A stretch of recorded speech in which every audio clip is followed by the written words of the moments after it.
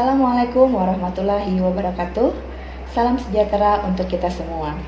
Perkenalkan, saya Evi Lestari Pratiwi, Eskom Mkom. Saya merupakan salah satu dosen di Politeknik Negeri Banjarmasin yang ditugaskan di jurusan Administrasi Bisnis, Program Studi Diploma 3 Manajemen Informatika. Mata kuliah yang saya ampu selama saya mengajar di program studi Diploma 3 Manajemen Informatika yang tentunya sesuai dengan bidang pendidikan saya, yaitu pada semester ganjil ada mata kuliah Algoritma Pemrograman pada semester 1, kemudian Pemrograman Database pada semester 3. Sedangkan pada semester genap, mata kuliah yang saya ampu yaitu Pemrograman berorientasi objek pada semester 2 dan Pemrograman web pada semester 4. Pada kesempatan kali ini, saya akan menjelaskan terkait teknik pengajaran yang saya lakukan pada mata kuliah yang saya ampu pada semester ini, yaitu mata kuliah Pemrograman berorientasi objek dengan bobot SKS sebanyak 2 SKS. Sebelum saya menjelaskan tentang teknik pengajaran saya pada mata kuliah Pemrograman berorientasi objek yang menggunakan teknik DIA, yaitu Delivery, Interaction, and Assessment, saya akan menjelaskan terlebih dahulu deskripsi singkat mengenai deskripsi mata kuliah, kemampuan yang diharapkan, dan mode pembelajaran. Pada mata kuliah Pemrograman berorientasi objek yang memiliki bobot SKS sebanyak 2 SKS dengan 4 jam pelajaran.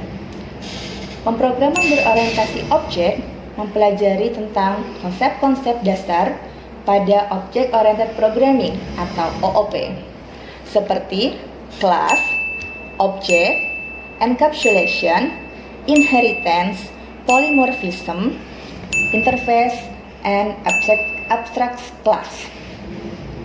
Konsep-konsep tersebut akan dipelajari dengan bantuan bahasa pemrograman seperti bahasa pemrograman Java dan JavaScript. Dengan mengikuti mata kuliah pemrograman berorientasi objek, mahasiswa diharapkan mampu memiliki beberapa hal berikut. Yang pertama, mampu memahami tentang paradigma dan konsep dasar OOP.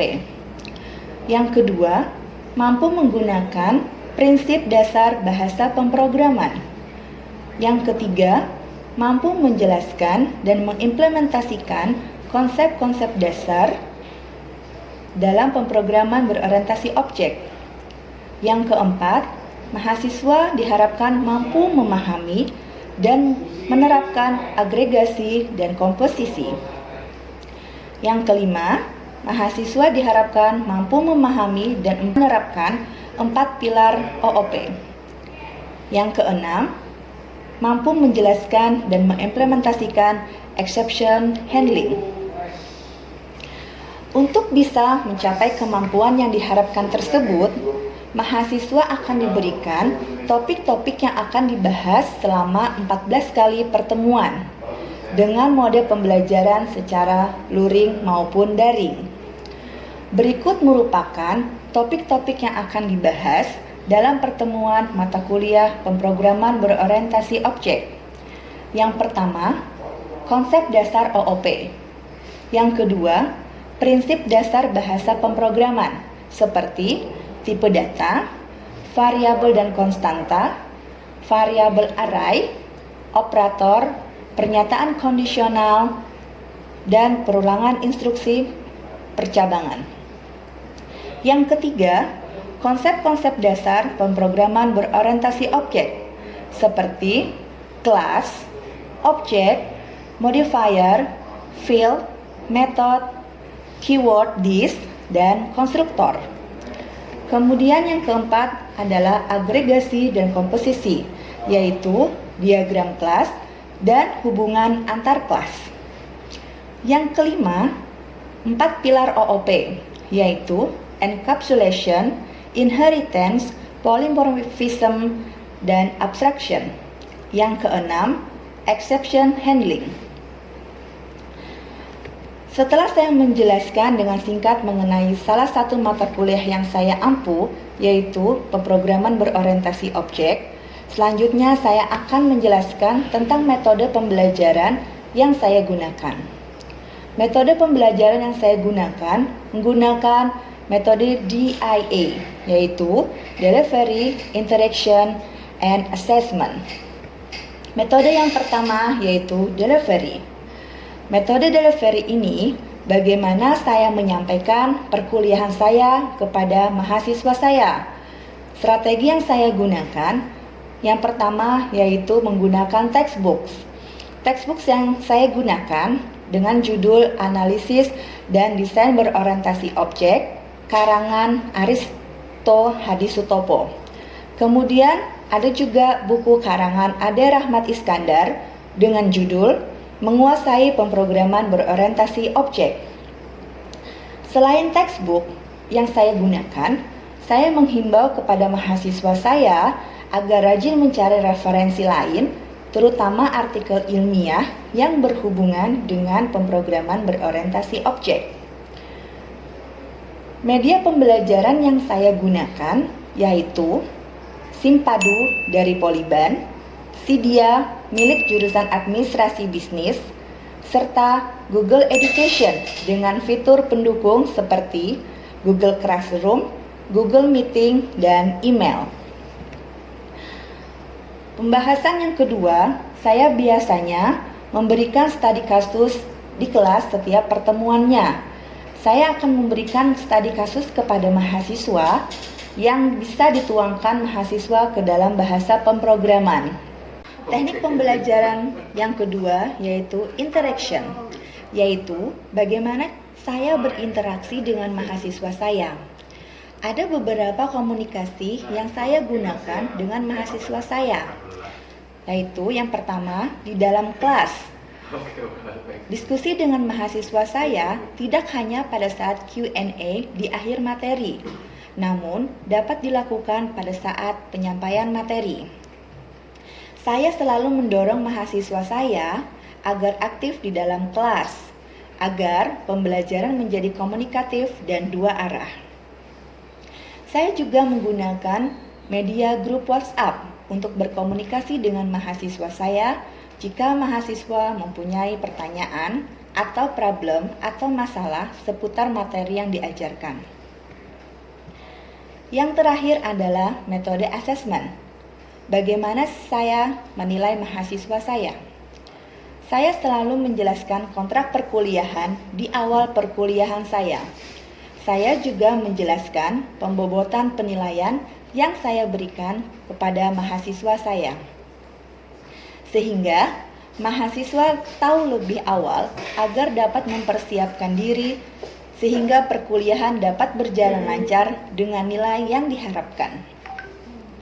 Saya mengadopsi penilaian yang diberikan dari Politeknik Negeri Banjarmasin, yaitu 15% kehadiran, 15% perilaku, 50% praktikum yang berisi latihan, tugas, dan kuis, serta 20% penilaian yang diambil dari ujian akhir semester. Berikut video cuplikan pengajaran saya pada mata kuliah pemrograman berorientasi objek dengan materi inheritance.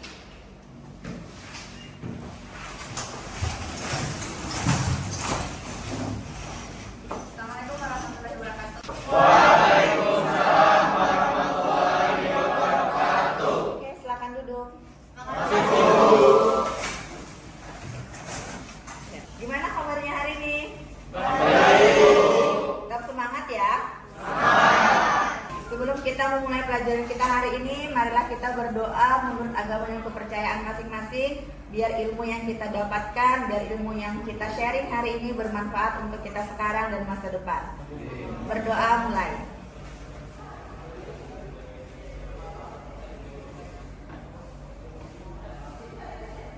Berdoa selesai. Oke, silakan dipersiapkan laptopnya, komputernya, silakan dibuka. Minggu kemarin kita sudah membahas tentang encapsulation, ya kan? Sudah jelas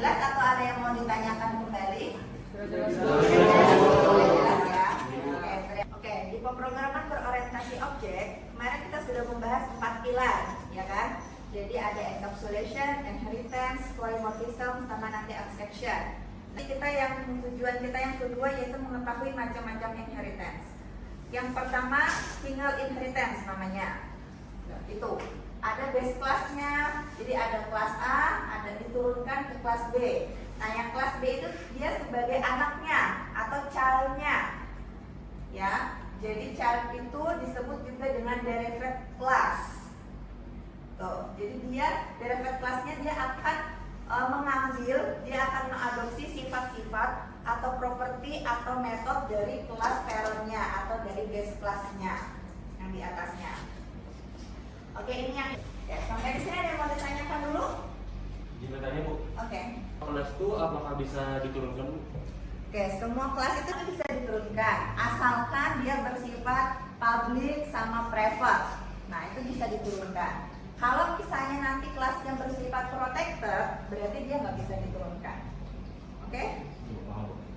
Oke, sudah semua ya berarti ya? Sudah, Bu. Paham ya? Paham, Bu. Nah, sekarang kalau sudah paham, kita akan latihan dulu. Ini saya kasih soalnya.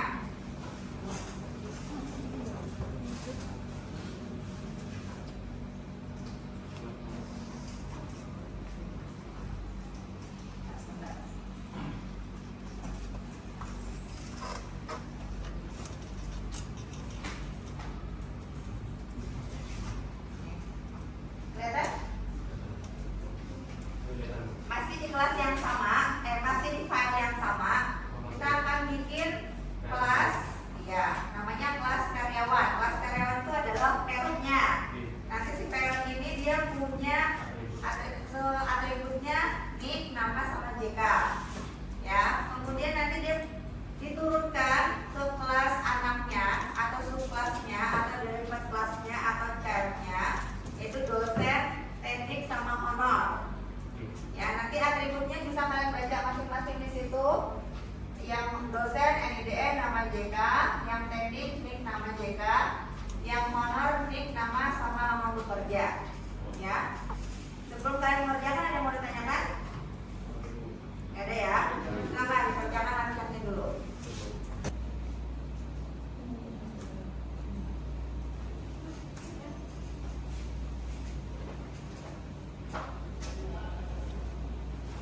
Sudah ya? Berarti kita lanjut ya. Terima kasih semuanya. Ketemu minggu depan. Assalamualaikum warahmatullahi wabarakatuh.